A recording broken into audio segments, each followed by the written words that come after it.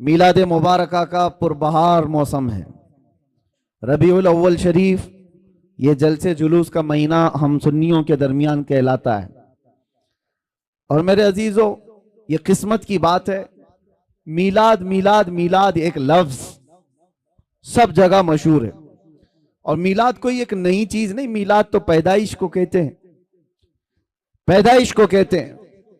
لیکن نبی پاک صلی اللہ تعالیٰ علیہ وسلم کے ساتھ میلاد کا لفظ ہو جاتا ہے تو وہ صرف پیدائش نہیں، وہ عید میلاد ہوتی ہے، پیدائش کی خوشی بھی ہے ساتھ میں، ہر ایک کے لیے نہیں ہے، نبی پاک صلی اللہ علیہ وسلم کی ولادت کے ساتھ۔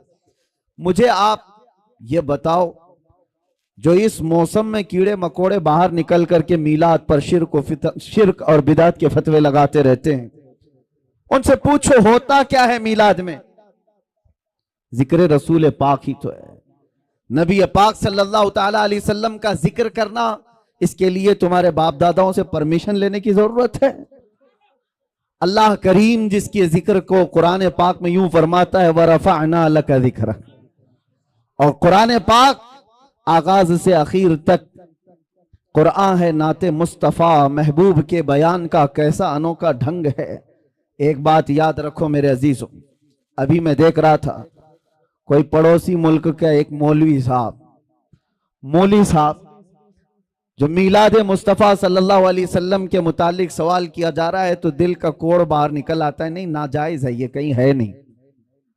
سامنے والے نے کہا کہ سنا ہے سنی لوگ جواب میں کہتے ہیں کہ مکہ میں حضور پیدا ہوئے تھے تو مکہ والوں نے میلاد نہیں منائی، اس لیے کہ کفار و مشرکین تھے جب حضور وہاں پیدا ہوئے تھے، لیکن جب مدینہ طیبہ تشریف لے گئے تھے تو مدینہ والوں نے دف بجا کر کے حضور کا استقبال کیا تھا، حضور کی آمد کا شاندار استقبال کیا تھا۔ تو سنی لوگ یہ کہتے ہیں کہ ہم مدینہ والوں کے نقش قدم پر چلتے ہیں۔ مولوی صاحب نے کہا میاں یہ تو ایک ایسی ہی بات ہے، پھیلائی ہوئی بات ہے، میں ان لوگوں سے کہتا ہوں کہ مدینہ طیبہ میں حضور ایک بار آئے تھے، ایک بار استقبال ہوا، کیا ہر سال تھوڑی نہ ہوتا ہے؟ حضور پیدا ہوئے ایک سال تو کیا ہر سال تھوڑی نہ منائی جاتی ہے؟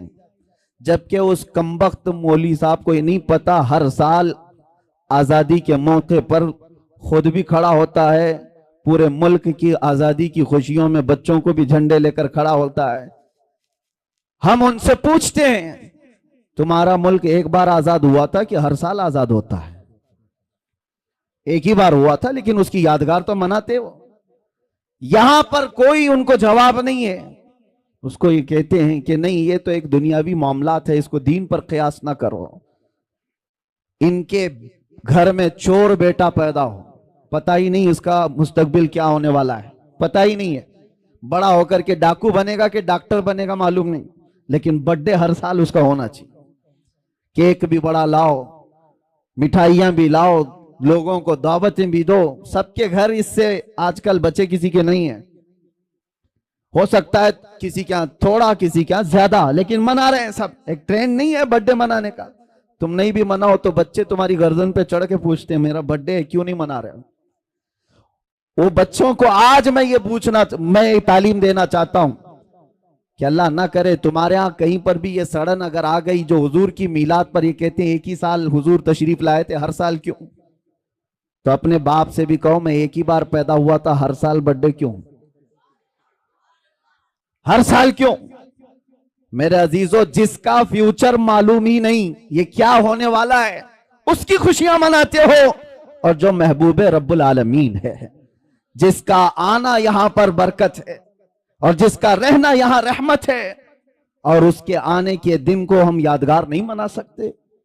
دوسری ایک اور بات پھیلائی جاتی ہے، یہ اس لیے کہ کنفیوژن میں دور کرنا چاہتا ہوں، سنی لوگ بیچارے ایسے بوچھار آ جاتے ہیں تو پریشان ہو کر کے کہتے ہیں ایسا ہے کیا، کیونکہ علم سے واسطہ کم رہتا ہے، لیکن سوشل میڈیا پر آج کل آپ زیادہ ایکٹیو ہیں تو ہم بھی چاہتے ہیں کہ اسی طرح سے آپ کو جواب بھی پروس دیا جائے۔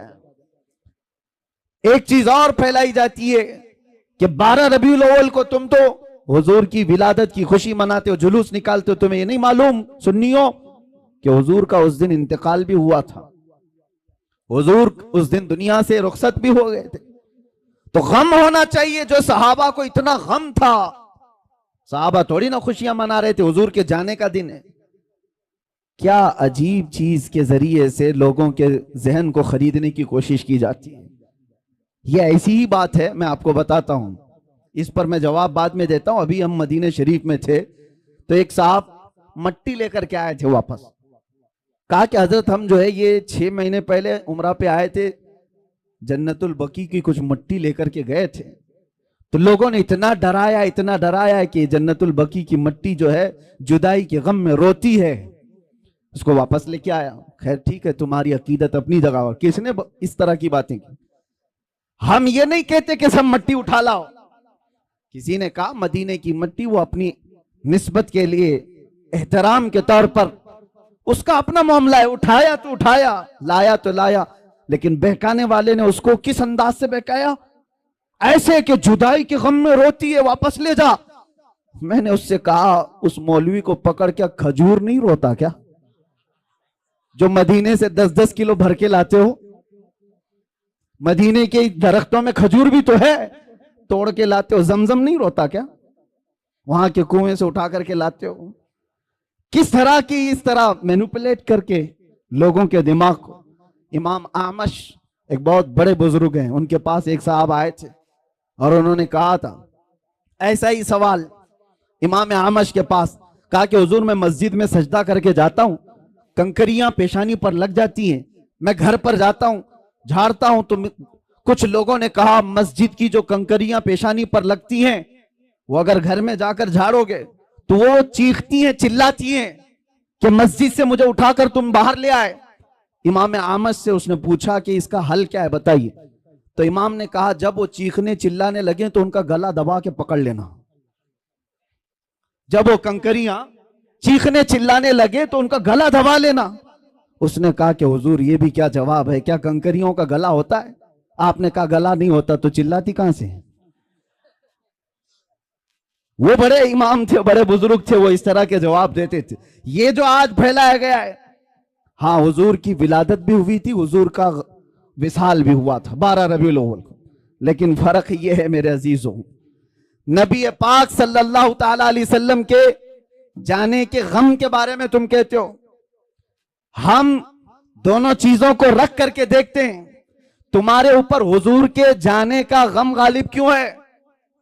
حضور پاک صلی اللہ تعالی علیہ وسلم کی آمد کی خوشی کیوں نہیں ہے؟ ایک قرآن کی آیت سے میں بتاتا ہوں. اس امت پر اللہ تبارک و تعالی ویسے عذابات نازل نہیں کرتا جیسے پچھلی امتوں پر آتے تھے. پچھلی امتیں جب گناہ کرتی تھی، کچھ بندر بن گئے، کچھ خنزیر بن گئے، کسی پر نوکیلے پتھروں کا عذاب آیا. رب تعالیٰ فرماتا وَأَمْطَرْنَا عَلَيْهِمْ حِجَارَةً مِّن سِجِّيلٍ مَّنضُودٍ، ہم نے ان پر نوکیلے پتھروں کی بارش کر دی. فَجَعَلْنَا عَالِيَهَا سَافِلَهَا، اوپر والے حصے کو پلٹ کر نیچے کر دیا ہے. اور کبھی کسی کو تیز ہوائیں بھیج کر کھوپڑیاں اڑ گئی ہیں، لوگوں کے بھیجے کانوں سے نکل گئے. ایسے طوفان نوح کے عذاب آئے. کیوں آتے تھے؟ ان کے کچھ گناہ تھے، ان امتوں کی کچھ نافرمانیاں ہوتی تھی، گناہوں کی وجہ سے عذابات آتے تھے. لیکن میں پوچھتا ہوں میرے عزیزوں، کیا وہ گناہ اس امت میں نہیں ہوتے؟ کیا یہ امت وہ گناہ نہیں کرتی؟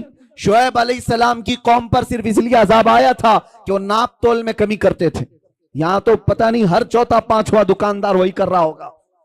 ناپ تول میں کمی ایک بہت بڑا گناہ تھا جس کی وجہ سے اللہ کا عذاب آیا، اور وہ نبی کی نافرمانی بھی کرتے تھے. نوح علیہ السلام کی قوم اپنے نبی کو بشر کہتی تھی. یہاں پر بھی ہیں وہ اپنے نبی کو بشر. بشر کا مطلب عام آدمی کی طرح کہتے تھے، بشر تو ہے ہی، عام آدمی کی طرح سمجھتے. اللہ کا عذاب آیا. لیکن اس قوم میں وہ سارے گناہ ہیں، زنا بھی ہے، چوری بھی ہے، ڈکیتی بھی ہے، ناپ تول میں کمی بھی ہے، نافرمانیاں ہے، شرک ہے، کفر ہے. عذابات کیوں نہیں آتے؟ اس کا جواب خود رب ذوالجلال قرآن میں فرماتا ہے وَمَا كَانَ اللَّهُ لِيُعَذِّبَهُمْ وَأَنْتَ فِيهِمْ، اللہ تعالیٰ اس امت پر ویسا عذاب نازل نہیں کرے گا اس لیے کہ ان کے بیچ میں میرا محبوب جلوہ گر ہے. اب یہ آیت توجہ چاہتا ہوں، اللہ نے کیا فرمایا؟ وَأَنْتَ فِيهِمْ، اے رسول آپ ان کے بیچ میں ہیں، آپ ان کے بیچ میں ہیں، اس لیے اللہ کا عذاب نہیں آتا. قرآن سے پوچھو کیا وہ 63 سال ہی عذاب نہیں آیا تھا یا اب تک نہیں آ رہا ہے؟ حضور جب روئے زمین پر تھے 63 سالہ ظاہری زندگی، اس وقت بھی عذابات نہیں آئے، 1400 سال گزر گئے اب بھی وہ عذابات نہیں آتے، بلکہ قیامت تک ویسے عذابات نہیں آئیں گے۔ قرآن کا مطلب یہ ہے کہ اے محبوب ان کے بیچ میں ہو آپ، تو اس کا مطلب صرف 63 سال نہیں، قیامت تک میرا محبوب ان کے بیچ میں جلوہ گر ہے۔ تو تم کہاں سے یہ چیز لے کر کے آ گئے کہ حضور پاک صلی اللہ تعالیٰ علیہ وسلم کے جانے کا غم؟ میرے عزیزو، حضور ہمارے درمیان موجود ہیں۔ ایک بزرگ کی بات مجھے یاد آتی ہے، مدینے کے بڑے عاشق تھے، مدینے سے جانا نہیں چاہتے تھے، حضور پاک صلی اللہ تعالیٰ علیہ وسلم کے دربار میں حاضری دی، اور جب جانے کا وقت آیا تو رونے لگ گئے۔ کہا کیا آقا کے دربار میں جو مہمان آتا ہے اسے واپس بھیج دیا جاتا ہے جس کو جانے کی تمنا نہ ہو؟ روتے روتے سو گئے۔ میرے آقا صلی اللہ علیہ وسلم خواب میں تشریف لائے اس بزرگ کے، کہا کہ جس کا عقیدہ یہ ہے کہ میں صرف مدینے میں رہتا ہوں تو وہ مدینے میں ہی رہ جائے، جس کا یہ ماننا ہے نبی پاک صلی اللہ تعالیٰ علیہ وسلم کو راضی کرنے والا، پھر وہ دنیا کی پرواہ نہیں کرتا دنیا اسے کیا کہہ رہی ہے کیا نہیں کہہ رہی۔ یہی تو اقبال نے کہا دو عالم سے کرتی ہے بیگانہ دل کو، بات سمجھو، دو عالم سے کرتی ہے بیگانہ دل کو، عجب چیز ہے لذت آشنائی، عجب چیز ہے لذت آشنائی۔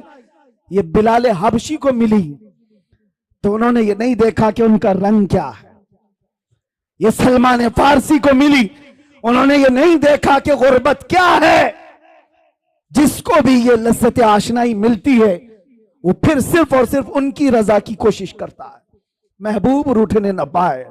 آپ کو پتا ہے اس کے لیے اللہ و رسولہ احق ان یردوہ، اس پر میں بات کر رہا ہوں۔ ہجرت کا موقع ہے، مشہور واقعہ آپ کو پتا ہے، غار ثور میں میرے آقا صلی اللہ علیہ وسلم صدیق اکبر کے ساتھ ایک سانپ حضرت ابو بکر صدیق کے پاؤں میں کاٹ رہا تھا، واقعہ پتا ہے، اور اس کے بعد زہر چڑھ بھی گیا۔ نبی پاک صلی اللہ تعالیٰ علیہ وسلم وہاں موجود ہیں غار میں۔ سانپ سے کٹوانا آسان بات نہیں ہے، ارے میاں اگر کاٹا بھی چپ جائے تو ہمارا جسم بے اختیاری میں ہل جاتا ہے، آپ کو ہلانے کی ضرورت نہیں، چلتے چلتے اگر کنکری چپ گئی تو آپ خود بخود ہل جاؤ گے، بیلنس بگڑ جائے گا۔ آپ کے اندر اختیار نہیں ہے کہ چاہ کر کے ہلوں گا، نہیں، بے اختیار ہل جاتے ہو، کانٹا بھی چبھے، سانپ کاٹ رہا ہو، زہر چڑھ رہا ہو، لیکن صدیق اکبر کے جسم میں جنبش بھی نہیں آتی، حرکت بھی نہیں آتی۔ وجہ کیا ہے؟ نبی پاک صلی اللہ علیہ وسلم ان کے زانوں پر سر رکھ کر آرام کر رہے ہیں، رسول کو راضی رکھنا ہے، خلل نہ ہو۔ اور ادھر یہ سانپ، آپ آج بھی تحقیق کر کے معلوم کر لو، سانپ کا زہر ایسا ہے کہ آدھے گھنٹے میں آدمی مر سکتا ہے، کچھ سانپ ایسے ہیں آدھے گھنٹے میں آدمی مر سکتا ہے۔ صدیق اکبر کو جو سانپ کاٹ رہا تھا وہ برسوں پرانا سانپ، زہر چڑھ چکا ہے، لیکن آپ کے جسم میں حرکت نہیں، آپ پاؤں تک ہلانا نہیں چاہتے۔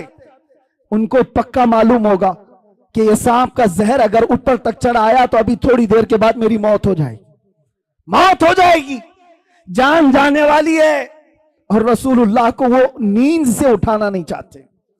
صدیق بلکہ غار میں جان ان پہ دے چکے، حفظ جان جو جان فروز غرر کی ہے۔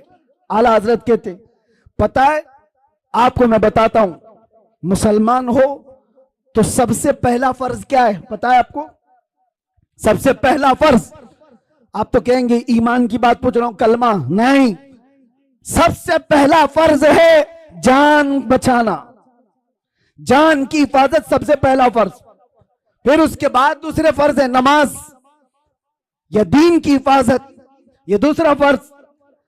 جو سب سے پہلا فرض ہے وہ جان بچانا، اعلیٰ حضرت فرماتے حفظ جان، جان فروز غرر کی ہے، سارے فرائض کی جان ہے یہ، جان کو بچانا۔ اور صدیق اکبر جان ہی نچھاور کر رہے ہیں، کس پر؟ نبی پاک کی صرف نیند پر، اٹھایا نہیں، لیکن बारगाह मुस्तफा सल्लल्लाहु अलैहि वसल्लम में जब कभी कोई खड़ा होता है तो उसे पूरा का पूरा लौटा दिया जाता है।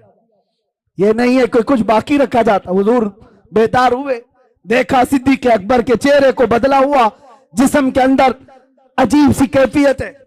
मेरे आका ने पूछा क्या हुआ? कहा लदगतिल हय्यतु या रसूल अल्लाह, अल्लाह के रसूल सांप काट रहा है। हुजूर ने अपना लुआब पाक लगाया, जहर खत्म हुआ। वाकया पता है, हजरत अबू बकर कहते हैं जिंदगी भर मुझे फिर ये पता ही नहीं चलता था इस पांव में सांप काटा था कि उस पांव में काटा था। एक बात ही। दूसरी बात, नबी पाक सल्लल्लाहु अलैहि वसल्लम मौला अली के साथ, असर का वक्त है, हुजूर की नमाज असर हुई, हजरत अली ने नमाज असर नहीं पढ़ी। यहां भी यही मसला है। नबी पाक सल्लल्लाहु अलैहि वसल्लम हजरत अली की गोद में सर रखकर आराम फरमा रहे, सूरज डूब रहा था। वो आम लोगों की बात नहीं कर रहा, हैदर कर्रार की नमाज जा रही है, गम अंदर से है, लेकिन बारगाह मुस्तफा में बैठे नबी पाक आराम कर रहे हैं, नमाज जा रही है। मुझे बताओ, अल्लाह की इबादत और इधर रसूलुल्लाह की नींद। हजरत अली नहीं उठाए, सूरज डूब गया, असर चली गई। उसके बाद मेरे आका की नींद या मेरे आका सल्लल्लाहु अलैहि वसल्लम की आंख खुली तो आपने देखा हजरत अली को रोते हुए, पूछा क्या हुआ? असर कज़ा हुई। हुजूर पाक ने उनके लिए भी क्या किया? इशारा किया, डूबे हुए सूरज को पलटाया। वाकया पता है, असर की नमाज हजरत अली की अदा हो गई। दो चीजें मैंने आपके सामने रखा। एक, सिद्दीक़ अकबर जिनको चाहिए था जान बचाना, जो सबसे पहला फर्ज है, वो निछावर कर दिया। और हजरत अली को जो दूसरा फर्ज है नमाज की हिफाजत, वो भी छोड़ दिया। किसके लिए? रसूलुल्लाह के लिए। किसके लिए? नबी पाक की नींद के लिए। एक जान कुर्बान कर रहा है और एक नमाज कुर्बान कर रहा है। आला हजरत अब इस पर क्या कहते हैं सुनो। सिद्दीक बल्कि गार में जा उन पे दे चुके, हिफ्ज़ जान जो जान फुरूज़े गुरर की है, मौला अली ने वारी तेरी नींद पर नमाज, वो भी नमाज असर जो आला खतर की है।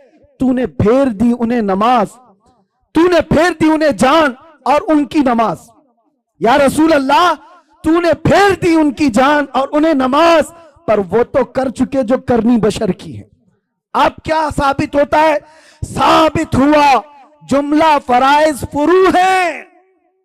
जितने फर्ज हैं ये सब ब्रांच हैं। फरा का मतलब समझते हो? फरा किसको कहते हैं? ब्रांच को, शाख को। असल और फरा दो चीजें। असल फर्ज है और उसकी जो शाख है उसको फरा कहते हैं।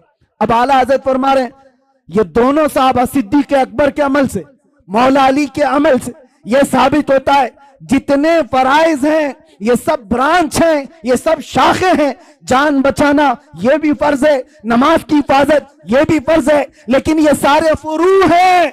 साबित हुआ जुमला फराइज फुरू है। असलुल उसूल बंदगी उस ताजवर की है।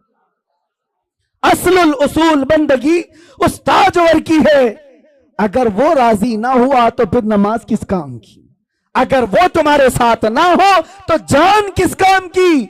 वो जो न थे तो कुछ न था, वो जो न हो तो, सुन्नियों को ये पता है, वो जो न हो तो, और जान है वो जहान की, जान है तो जहान है। हत्ता कि हमारे दरमियान सैकड़ों फिरके हो गए होंगे, हर फिरके में कुरान यही है, यही कुरान है। शियों के यहाँ भी, देवबंदियों के यहाँ भी, अहले हदीस के यहाँ भी, चाहे जितने भी मकातिब फ़िक्र दुनिया में हैं, फ़िरक़े हैं, सबके पास कुरान यही है, यही कुरान है। तो कोई अलग कुरान क्यों नहीं मिलता? ये उनके लिए सबसे बड़ा सवाल है कि इतने तवातुर तक, यानी लाखों लोगों का एक चीज़ पर जमा होना दुनिया में मुहाल है, कोई एक तो अगेंस्ट होगा। अब मसला यही है ना कि कुरान के ख़िलाफ़ ये इसलिए जहर उगलते रहते हैं कि कुबड़ा ये चाहता है कि पूरी दुनिया कुबड़ी हो जाए। वो ये नहीं चाहता कि मेरी पीठ सही हो जाए, वो ये चाहता है कि दुनिया में सब वैसे ही दिखते रहें जैसे मैं कुबड़ा हूँ। हाँ, ख़ुद के घरों की किताबों का हाल तो ये है कि बेचारे यहाँ एक अलग पब्लिश होती है, वहाँ एक अलग पब्लिश होती है, सबके रिवायतें बदली हुई हैं, इसका मज़मून अलग है, उसका मज़मून अलग है। बाइबल पता नहीं मार्केट में कितनी मिलती है, अलग अलग है। वेदों में तब्दीलियाँ हैं, पुराण में तब्दीलियाँ हैं, شرح لکھنے والوں میں الگ الگ باتیں ہیں، تو ظاہر سی بات ہے دنیا میں دوسری کتابوں کو انہوں نے دیکھا تو سوچتے ہیں قرآن بھی ایسا ہی ہے۔ میں یہ کہتا ہوں ترجمے 1000 ہو سکتے ہیں، تفسیریں 1000 ہو سکتی ہیں، لیکن قرآن کا وہ نفس مضمون ایک ہی رہے گا، قیامت تک ایک ہی رہنے والا ہے، اور یہی اللہ کا وعدہ ہے۔ ہم نے ہی قرآن کو اتارا ہے اور ہم ہی اس کی حفاظت کرتے ہیں۔ ہاں، اور دوسری آیت جو میں کہہ رہا ہوں، 2 آیتیں ہم نے پڑھی ہے۔ دوسری آیت ہے وَنَزَّلْنَا عَلَيْكَ الْقُرْآنَ تِبْيَانًا لِكُلِّ شَيْءٍ۔ اللہ فرماتا ہے ہم نے قرآن میں ہر چیز کا واضح بیان کر دیا ہے، واضح بیان کر دیا۔ میں تقریباً آج سے 10 سال پہلے کی بات ہوگی، تو 2012 وغیرہ میں ایک صاحب وہ پوچھنے لگے، وہ بڑے ماڈرن خیالات کے ہیں، تو انہوں نے کہا آپ کہہ رہے ہیں قرآن میں ہر چیز کا واضح بیان ہے، تو کیا پیٹرول کا بھی ذکر ہے قرآن میں؟ اور پتہ نہیں پیٹرول ہی شاید اس کو زیادہ اچھا لگتا ہو یا پیٹرول پیتا ہو۔ میں نے کہا پیٹرول کیا، اللہ نے فرمایا ہر چیز کا واضح بیان ہے، ہر چیز کا واضح بیان ہے۔ ہم نے ان سے پوچھا تمہیں پتہ ہے سمندر میں موتیاں ہیں؟ پتہ ہے نا، سمندر میں ہی ہوتی ہے نا موتیاں۔ کہا ہاں ہے۔ کہا جاؤ ڈوب کے لے کے آؤ۔ کہا ہمارا کام نہیں ہے۔ کہا کس کا ہے؟ وہ جوہری کا کام ہے جو غوطہ لگاتا ہے۔ کہا یہی قرآن میں ہر چیز کا بیان ہے، اس میں غوطہ لگانے کا کام اماموں کا ہے جو مجتہدین ہیں، ائمہ مجتہدین ہیں، علماء صالحین ہیں، جس کا جیسا علم ہوگا وہ غوطہ لگاتا ہے اور قرآن سے نکالتا ہے۔ ارے سیدنا عبداللہ ابن عباس سید المفسرین صحابی ہیں، حضور سے سب سے زیادہ قرآن کی تفسیر سیکھنے والے، وہ کہتے ہیں قرآن کے علم کے بارے میں اگر میرے اونٹ کے گلے کی رسی بھی گم ہو جائے تو میں قرآن سے ڈھونڈ لوں گا، ہاں قرآن سے ڈھونڈ لوں گا۔ تو یہ ہر چیز کا واضح بیان ہے، لیکن یہ اپنے اپنے ظرف کی بات ہے، اپنے اپنے علم کی بات ہے۔ ہمیں پتہ ہے سمندر میں بہت سارے خزانے ہیں، لیکن ہر ایک کا کام نہیں ہے کہ سمندر میں جا کے موتیاں لے آئے۔ ہاں کچھ لوگ کوشش کر بھی لیں گے تو سیپیاں لا سکتے ہیں، سیپ لے لیں گے، موتیاں لانا اور وہ سب جانکار لوگوں کا، ماہرین کا کام ہوتا ہے۔ اسی طرح میرے عزیزو قرآن عظیم میں ہر چیز کا واضح بیان ہے۔ اس کا مطلب اب یہ بھی نہیں، ایک فرقہ نکلا ہے اہل قرآن، ابھی ایک فرقہ ہے، انٹرنیٹ پر کتنے فرقے آئیں گے پتہ نہیں، ابھی 72 تو بہت پہلے ہی ہو گئے جو جہنم میں جانے والے تھے، ابھی آ ہی رہے ہیں، ان کی شاخیں پہ شاخیں ہو رہی ہے۔ اہل قرآن اور اللہ کی پناہ یہ اکثر جو ہے نا پاکستان سے نکلتے ہیں۔ ایک اسی طرح کا فرقہ جس میں وہ یہ کہتے ہیں کسی بھی حدیث کی ضرورت نہیں، کسی بھی چیز کی ضرورت نہیں، ہمارے لیے قرآن کافی ہے۔ قرآن میں اللہ نے فرمایا نا ہر چیز کا واضح بیان کیا، تو اس آیت کی وجہ سے اب کسی دوسری چیز کی ضرورت نہیں، بس قرآن ہی کافی ہے، قرآن ہی کافی۔ وہ دنیا کو ایسا گمراہ کرتا ہے آدمی، ہاں بات کرنے نہیں دیتا علماء کو، لیکن وہ لوگوں پر اپنے لچھے دار باتوں سے حاوی ہونے کی کوشش کرتا ہے۔ ہر چیز کا بیان قرآن میں، ہر چیز کا بیان قرآن میں۔ کافی سال پہلے ہمارے استاد گرامی حضور محدث کبیر رحمۃ اللہ ادام اللہ اقبالہ، آپ نے فرمایا تھا کہ آپ کا ایک اہل قرآن سے کسی سے مباحثہ ہو رہا تھا، ہر چیز کا بیان قرآن میں، ہمارے لیے قرآن کافی ہے۔ تو حضرت نے اس سے کہا کہ تو ٹھیک ہے، کتا کھانا کہاں ہے، کیا ہے بتائیے، حلال ہے کہ حرام ہے؟ قرآن میں اس کا ذکر ہونا چاہیے، صاف صاف ذکر ہو، کتا کھانا کیا ہے۔ اگر حلال ہے تو پہلے تم کباب بنا کے کھاؤ، اور حرام ہے تو پھر قرآن سے دکھاؤ۔ نہیں تھا۔ کیا قرآن میں ہر جانور کا پرٹیکولر نام ہے؟ نہیں ہے، فارمولے بتائے گئے ہیں، اور قرآن کو سمجھنے کے لیے رسول پاک کی حدیث ضروری ہے، کیونکہ وہی نور ہے جو اس پر روشنی ڈالتا ہے۔ نبی پاک صلی اللہ علیہ وسلم کی حدیثوں کے بغیر قرآن کو سمجھنے کی کوشش کرو گے پھر اٹکل پچھو مارتے رہ جاؤ گے، اس کا مطلب یہ ہو سکتا ہے، اس کا مطلب یہ ہو سکتا ہے۔ نبی پاک صلی اللہ تعالیٰ علیہ وسلم کی احادیث سے جس نے قرآن کو سمجھا وہ ہدایت پر ہے، وہ ہدایت پر ہے۔ ورنہ یہی انٹرنیٹ کے کیڑے جو ابھی نکلے ہوئے ہیں اپنا فرقہ بنائے، اور انہوں نے کیا کیا انکار کر دیا، معجزہ نہیں ہوتا، یہ تورات زبور انجیل کوئی کتاب ہی نہیں تھی، ہاں، اور سب سے افضل قوم جو تھی وہ بنی اسرائیل تھی، امت محمدیہ نہیں ہے۔ آیتوں کے ذریعے سے بہت کچھ توڑ مروڑ کر کے مانے۔ کہاں سے سمجھ رہا ہے؟ اس سے سوال کرو تو کہا ہم اپنی عقل سے سمجھتے ہیں، عقل سے سمجھتے ہیں۔ ان کو حدیث کی ضرورت نہیں، حدیث کا لفظ تک نہیں لیتے، وہ کہتے ہیں عقل سے، ہم اپنی عقل سے سمجھتے ہیں اللہ نے ہم کو اتنی ہدایت دی۔ اگر ان سے صرف ایک سوال کر لیں، ایک سوال کر لیں، سب چیزیں تمہارے لیے قرآن ہی کافی ہے نا؟ پہلی بات تو یہ بتاؤ کہ یہ قرآن تم تک آیا کیسے؟ کیا تمہاری عقل پہ ڈائریکٹ نازل ہو گیا، جبرائیل امین لا کر کے دے دیے؟ کہاں سے آیا قرآن؟ اس کی آتھینٹسٹی چاہیے، تو ان کو بولنا پڑے گا، ان کو بولنا پڑے گا کہ رسول اللہ پر نازل ہوا اور اس کو جمع کس نے کیا؟ کس نے کیا؟ عام لوگ جانتے ہیں، صحابہ اکرام نے جمع کیا۔ اب صحابہ اکرام سے تابعین میں آیا، تابعین سے پھر اولیاء امت میں آیا، یہ ایسے ہی چلتا چلتا قرآن ہمارے تک آیا نا۔ اب یہ صاحب یہ بیچ کے سارے سند ہٹانا چاہتے ہیں، نہیں، ہم کو ڈائریکٹ چاہیے۔ اگر تم یہ صحابہ کرام اور یہ تابعین کے سلسلے کو ختم کرو گے تو قرآن کی سند بھی نہیں رہ جائے گی، قرآن کی سند بھی نہیں رہ جائے گی۔ قرآن کو اگر تم حقانیت والا کتاب مانتے ہو تو یہ ماننا پڑے گا اس کو ہم تک پہنچانے والی جو ذاتیں ہیں وہ نبی پاک صلی اللہ علیہ وسلم کے سچے غلام ہیں، اور انہوں نے ہی حضور کی حدیثیں بھی بیان کی اور قرآن کی تشریح بھی انہوں نے ہی ہمیں سمجھایا۔ اسی لیے قرآن کو اپنی عقل سے نہیں بلکہ صحابہ اور تابعین کی سمجھ سے ہمیں سمجھنا ہے۔ جیسے رسول اللہ نے انہیں سمجھایا ہے ویسے ہم قرآن سمجھنا چاہتے ہیں، تو عقل نہیں، گوگل نہیں، بلکہ فہم صحابہ جس کو کہتے ہیں، صحابہ اکرام۔ ابھی لوگوں کو بڑا آسان ہے، آیت سمجھنا ہے گوگل کر دو، اور گوگل لا کر کے دیا، اور گوگل کتنی جگہ گلیوں میں پھنساتا ہے پتہ ہے، بڑی بڑی گاڑیاں لے جا کر کے نکڑ پہ لگا دیتا ہے۔ گوگل میپ والی آنٹی جو بولتی ہے اس کے پیچھے پیچھے چل کر کے کتنی مرتبہ تو ہم بھی دھوکے کھائیں۔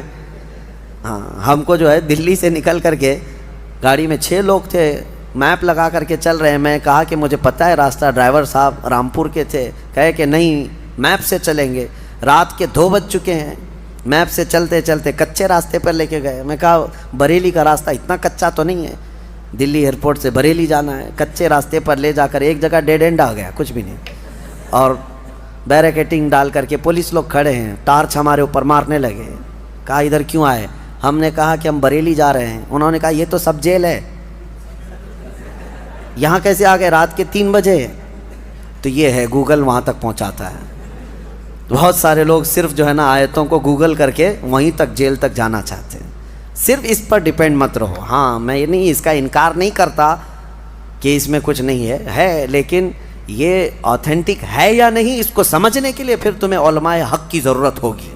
اور اقبال یہ فیصلہ کن انداز میں کہتا ہے، آبرو ماں زنا میں مصطفیٰ است، ہم سب کی عزت و آبرو مصطفیٰ کے نام سے ہے، ہر چے دری دنیا باد مصطفیٰ است، جو کچھ بھی دنیا میں ہے وہ مصطفیٰ کے بعد ہے۔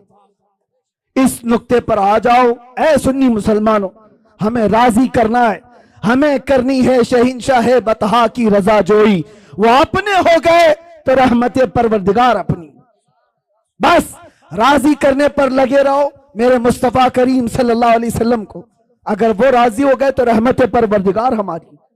یہ ایک بات اور بتاتا ہوں، کس چیز کے لیے دوڑ بھاگ کر رہے ہو؟ سیاست کے لیے، حکومت کے لیے، چلو دوڑ بھاگ کر رہے ہو، ایجوکیشن کے لیے، سکسس کے لیے، دنیا میں کیا کیا چیزیں سب گناؤں میں بولتا ہوں۔ سیاست چاہیے تمہیں، قیادت چاہیے تمہیں، ایجوکیشن چاہیے، مقام و بلند مرتبہ چاہیے، سب چاہیے۔ ساری چیزیں کہاں سے ملیں گی؟ بتاتا ہوں تمہیں، حکومت، سیاست، یہ دنیا، یہ ساری چیزیں۔ اقبال کی بات تو سنو، کہتا ہے کہ محمد سے وفا تو نے تو ہم تیرے ہیں۔ ارے یہ جہاں چیز ہے کیا؟ ارے یہ جہاں چیز ہے کیا؟ لوح و قلم تیرے، تو سیاست اور حکومت کی بات کر رہا ہے، یہ جہاں چیز ہے کیا؟ حضور سے وفا کر کے دیکھ، لوح و قلم تیرے ہیں۔ پتہ ہے حضور سے وفا کرنے والا غلام ایک عمر ابن خطاب، مصر سے ایک قاصد آیا تھا، یہ کہتا ہوا کہ دریائے نیل ہر سال سوکھ جاتا ہے، دریا آج بھی ہے وہ دریائے نیل، ہر سال سوکھ جاتا ہے، اور مصری لوگ کیا کرتے ہیں، ایجپشن لوگ 16 سال کی ایک نوجوان لڑکی کو دلہن بنا کر جلوس نکالتے ہیں اور اس کو ذبح کرتے ہیں، دریا میں ڈالتے ہیں، پھر پانی اوپر آ جاتا ہے۔ ہر سال بلی چلانی پڑتی تھی، ہر سال بلی چڑھائی جاتی تھی، لیکن جب اسلام آیا تو وہاں پر موجود صحابی نے یہ لکھ کر کے بھیجا، امیر المومنین اب کی بار کیا کیا جائے؟ ہم کیا کسی لڑکی کو ذبح کرنے کی اجازت دیں گے؟ مولا عمر ابن خطاب نے کہا نہیں، ہرگز نہیں۔ ایک خط لکھا اس صحابی رسول کو جواب، ان کو بھی جواب میں لکھا، اور ایک خط لکھا دریائے نیل کے نام پر۔ آج تک دنیا میں دیکھا ہے آپ نے کسی کو کہ کوئی دریا کو بھی خط لکھ رہا ہو؟ کوئی دریا کو بھی خط لکھ رہا ہو؟ دریا کے نام پر لکھتے ہیں عمر ابن خطاب، اے دریائے نیل، عمر ابن خطاب رسول اللہ کا غلام تجھ سے کہتا ہے اگر تو اپنی مرضی سے چلتا ہے تو ہمیں تیری کوئی حاجت نہیں، اور اگر اللہ کے حکم سے چلتا ہے تو عمر کا حکم ہے کہ ابھی چل پڑا۔ خط لکھا، صحابی رسول کو بھیج دیا۔ ایک خط ان کے نام تھا، ایک خط دریائے نیل کے نام پر تھا، اور حضرت عمر کا حکم تھا جو میرا خط دریائے نیل کے نام پر ہے وہ دریا میں ڈال دو۔ اللہ اکبر۔ میرے عزیزو، یہ صرف واقعات نہیں ہے، سنو۔ جب یہ خط پہنچا، گورنر مصر نے اپنا خط اپنے پاس رکھا، دریا کا خط لے جا کر دریائے نیل میں ڈالا جو سوکھ گیا تھا۔ تاریخ نگار بتاتے ہیں خط جیسے ہی پڑا 16 گز پانی اوپر موجیں مارتا ہوا آ گیا تھا۔ کس کی حکمرانی ہے؟ کس کی حکمرانی ہے؟ نبی کا جو ہو گیا ہر چیز اس کے قدموں کے نیچے لا دی جاتی ہے۔ اسی کو کہا ہے اقبال نے کہ ٹل نہ سکتے تھے جنگ میں اگر اڑ جاتے تھے، پاؤں شیروں کے بھی میدان سے اکھڑ جاتے تھے، حق سے سرکش ہوا کوئی تو بگڑ جاتے تھے، ارے تیغ کیا چیز ہم توپ سے بھی لڑ جاتے تھے۔ آ گیا ان لڑائی میں گر وقت نماز، قبلہ روحوں کے زمین بوس ہوئی قوم حجاز۔ اور اسی میں اقبال کہتا ہے دشت تو دشت ہے دریا بھی نہ چھوڑے ہم نے، بحر ظلمات میں دوڑا دیے گھوڑے ہم نے۔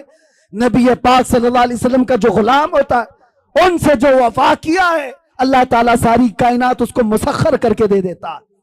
وہ تو صرف دریا کی ایک مثال میں نے دی، دریا کی ایک مثال دی۔ صحابہ کرام کے ایسے ایسے واقعات ہیں۔ حضرت سفینہ ایک جنگل میں راستہ بھٹک گئے تھے، مدینے کے قریب ایک جنگل میں راستہ بھٹک گئے، کہتے ہیں میں راستہ نہیں پا رہا تھا، اچانک ایک درندہ آ گیا، شیر، منہ پھاڑے ہوئے میرے سامنے آ گیا۔ صحابی رسول ہے، سنو توجہ سے، اور شیر کو دیکھ کر کس کی ہیبت نہیں ہوتی، سب کپ کپی آ جاتی۔ حضرت سفینہ کہتے ہیں جیسی وہ شیر قریب آیا میں کیا کرتا، میرے پاس نہ ہتھیار، نہ بھالا، نہ نیزہ، کچھ نہیں۔ جب وہ منہ پھاڑ کر میرے پاس آیا، میں نے چیخ کر کے اتنا کہا یا ابا الحارث انا مولا رسول اللہ، اے پھاڑ کھانے والے درندے، میں رسول اللہ کا غلام ہوں۔ حضرت سفینہ کہتے ہیں وہ شیر سر جھکا کر میرے تلوے چاٹنے لگا، اور دم ہلاتا ہلاتا راستہ دکھاتا دکھاتا مجھے مدینے تک چھوڑ کر گیا۔ ان کے جو ہو جاؤ کائنات اس کی طرف ہے۔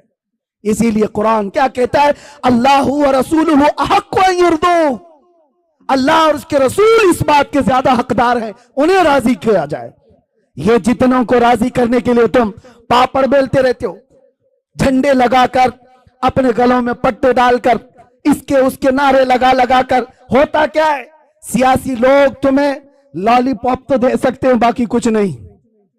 اور کیا ہے ان کے پاس؟ ادھر سے دھکا مارا ادھر پہنچا، ادھر سے دھکا مارا ادھر پہنچا، اور ان کے خود کے 5 سال کے ٹھکانے نہیں۔ جن کے 5 سال کے ٹھکانے نہیں، ان سے تم اپنی آبروئیں وابستہ کیے ہو، اپنی امیدیں وابستہ کیے ہو۔ اور جو سلطان اور بادشاہ قیامت تک کا ہے، اس کے دربار کی طرف ہاتھ کیوں نہیں اٹھاتی؟ اس کے دربار کی طرف اٹھاؤ۔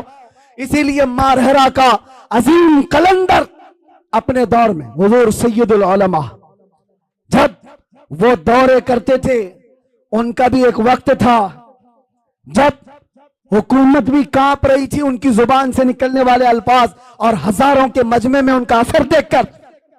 اور اس زمانے میں حکومت ایک ڈکٹیٹرشپ کی طرح تھی، لیڈی پرائم منسٹر، ان کی طرف سے سنا گیا کہ کہا گیا میاں سید میاں آپ راجیہ سبھا کی کرسی لے لیجیے، آپ بھی پارلیمنٹ کے ممبر بن جائیے۔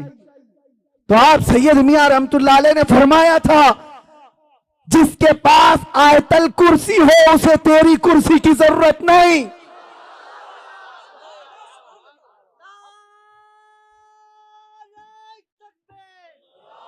اور ایک بات، اسی مرد قلندر کا یہ نعرہ جو میرا ٹاپک ہے، اسی مرد قلندر کا یہ نعرہ، دیکھا ہوگا دنیا میں یہ لوگ کس کو راضی کرنے کے لیے بھاگتے رہتے ہیں، اپنی زندگیاں برباد کی ہیں۔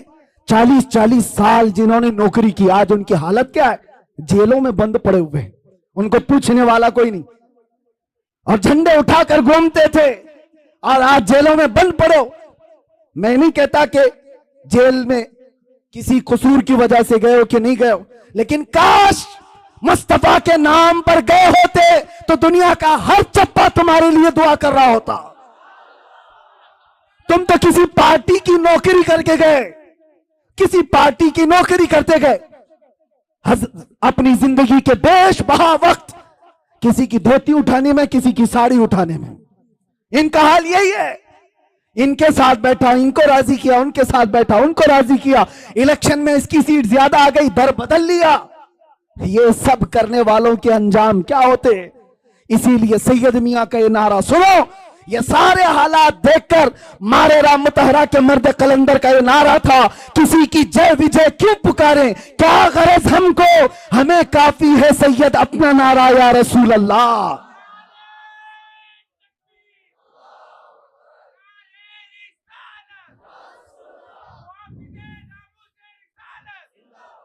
عزیزان گرامی وقار، بس میں اپنی بات کو ختم کرتا ہوں۔ اللہ اور اس کے رسول کو راضی کرنے کی فکر میں رہو، باقی کسی کو راضی کرنے کی ضرورت نہیں، کوئی راضی نہیں ہوگا، یہ بات پکی ہے، یہ بات پکی ہے۔ ہم سے بھی کہا جا رہا تھا، ہم سے بھی کہا گیا تھا، جب لاسٹ دن تھے ہمارے باہر آنے سے پہلے، آفر بہت سارے آئے ہیں لیکن میں اظہار نہیں کرنا چاہتا، یہ کہ آپ یہ نہیں بولیں گے اور آپ یہ بولیں گے، آپ اس طرح سے کام کریں گے، ملک کا بھی فائدہ ہوگا، اس کا بھی فائدہ ہوگا، ہم سب سمجھتے ہیں کس کا فائدہ ہوگا۔ یہ باتیں کرنے والوں سے میں ایک بات کہا تھا، تمہاری کیا گارنٹی ہے کہ کب تک تم راضی رہو گے؟ کب تک تم راضی رہو گے؟